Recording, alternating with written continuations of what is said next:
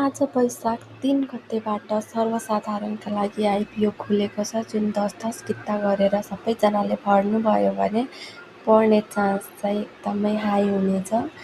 यो चाहिँ औषधि कम्पनीको आइपिओ रहेको छ र यो कम्पनीको नाम सोपान फार्मास्युटिकल लिमिटेड रहेको छ।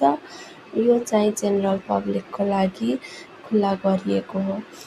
यो इस्युड सेयर 34,74,900 किता रहेको छ। इस्युड प्राइस चाहिँ पर किता ₹100 हुन जान्छ र इस्युड तपाईँको सेक्टर चाहिँ एमएफजी एन्ड प्रोसेसिङ रहेको छ र issue manager NMB capital limited रहेको छ। अब यसमा एप्लाई गर्ने कि नगर्ने? एप्लाई हामी सबै सर्वसाधारणले गर्ने हो।